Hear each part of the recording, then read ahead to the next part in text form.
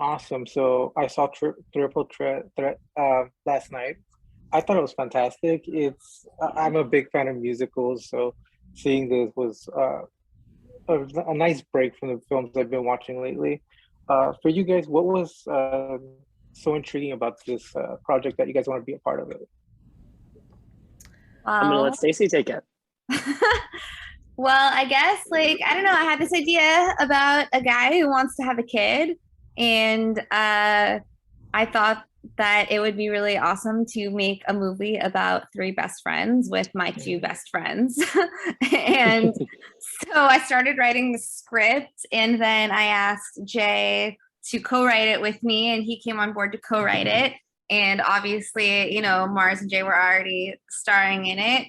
And I'm just very lucky that they, trusted my directing, and we all sort of ran with it, let's just dive in and make this sexy, funny movie about family. Definitely. Chosen family. Jay, your character, I believe, is the one that goes through the most in this throughout this movie. How do you prepare for a character like this? Because he seems a little intense, yet he's still kind of fun. A little intense and kind of fun is probably how some people would also describe me. So that was helpful. And I would say what was fun about this was that it was a unique opportunity for me because it wasn't just stepping into a role; it was writing the role with Stacey, and so that was just an opportunity I've had smaller opportunities, but not a feature film opportunity to really dig into the character and sort of figure out what he goes through. So it was fascinating to get to play this character that we were writing, and life was and art were imitating each other, and it was both scary and exciting, and just a really unique opportunity to get to play a part that both came from Stacey's core idea, but then also from some of my own lived experience. And I don't know if that answered your question, but I hopefully in lots of little ways it kind of we put Gus together, and yeah, it was really fun. Yeah. And for you two, Stacey and Margarita, your characters are kind of like polar opposites. Yet they fit together so well. I guess since your friendship is, since both of you are friends, did that help bring that chemistry together? Oh yeah. Definitely. I mean, Stacey and I, our strengths are we have different strengths in general. Like we're very different people, but when you put us together, it's beautiful, I think. So that was very easy to bring to the characters too, because Stacey as a human and Chloe as a human has so many things that I and Maggie admire. And Gus says, you're some kind of magical unicorn. And I think it was really just about tapping into that love that really made these characters all shine. Since you guys are all friends, was there any obstacles in creating this together? None whatsoever. Everything was perfect, and we never fought once. I always make that joke. What? No, I'll let Stacey take this. And I also think, Stacey, I love what you say about the three characters. I'll let you, being a different part of, I'm going to let you know maybe what I'm saying. I do. Yeah. Yeah, these three characters are definitely at least, for me as the writer and director, they come from the different ideas I sort of have about having kids, I feel like I really identify with Chloe, who is very ambitious, who thinks that, she can't have it all. She doesn't think she can have the career that she wants while being a part of this love affair or being a part of this child's life. Gus is the polar opposite. Gus wants to have this child, and that's what he cares about. And Maggie is really the one who thinks that she can have it all, that she can have her, career and have her baby, and that, it's all going to work out fine. I think in writing these three characters for the three of us, there's definitely things that did turn into obstacles because we're so close, and because when you're working with people that you're incredibly close to, you're definitely more comfortable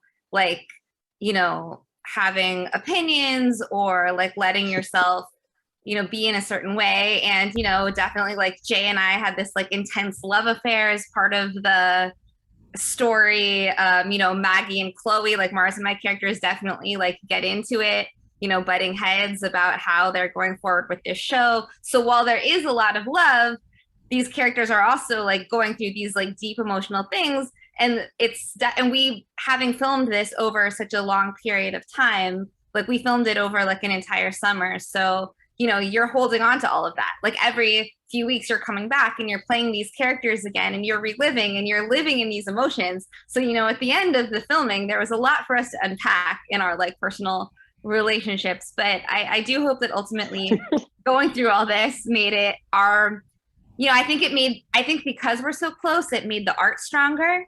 And I think that ultimately it made our relationships stronger because we're the type of people who really like want to unpack it and connect. So I don't think I could have like made this movie with two other people because I think it needed to be us, you know. It was like that was what it was. It was written to be that. And definitely the story arcs for all three are very strong, very intense.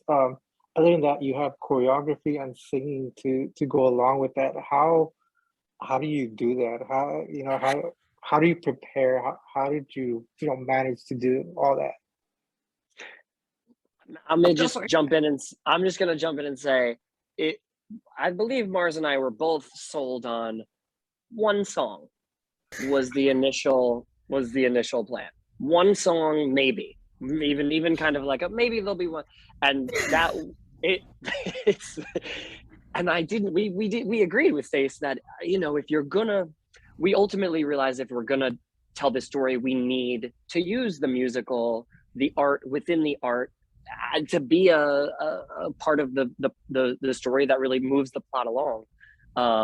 I'll let you take it from there. How it kind of how you pulled that off. Yeah. Well, you know, in my opinion, you know, what was that song from the Tony Awards that Neil Patrick Harris did? We're getting bigger. I don't know. Maybe I'm the only one who would get that reference. I don't know. And Neil Patrick Harris performed at the Tony Awards a few years ago. But yes, like I was like, okay, one isn't enough. Like, let's add a second song because I was like, we need to see more of this art and it'll help push the story forward. And then I was like, but we also need a power ballad. You know, you can't have a musical without a power ballad. And so that's how Piece of Me came about. And then I was like, but we need like just a dance. And so we like added a dance, you know, so it definitely grew.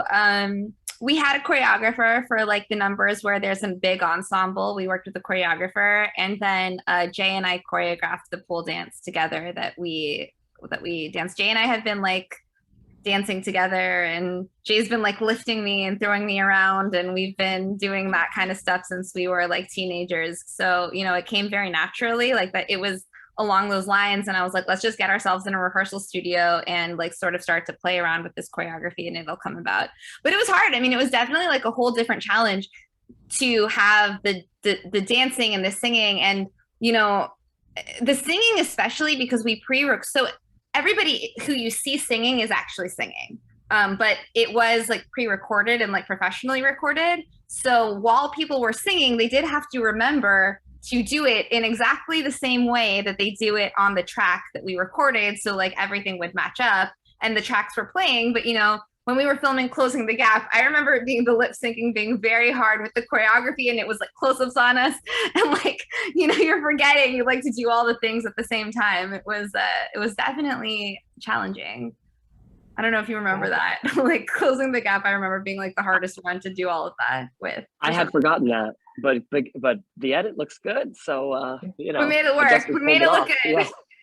I remember watching them do these things, Stacey in hair and makeup and Jay in hair and makeup, but then like Stacey checking the monitor and checking the frame, and then, you know, running up there and being like, action, and then all of it happening. And it was so like, you would expect it to not go so smoothly as it did, but Stacey is very skilled in that way.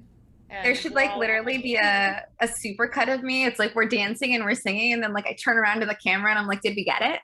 And it's like over and over again. Did we get it? Did we Wait, get that it? has Did to we be get it? good. We have to make a meme out of that now that you say it. Like, it has to happen. I gotta go back into the footage and find it, but it's really funny. It's like Jay and I, like at the end of Closing the Gap, it's like we have this like beautiful, it's like a big kiss at the end of the song, and then I like, did we get it? It's like very funny. Like if you look at the behind the scenes of some of that.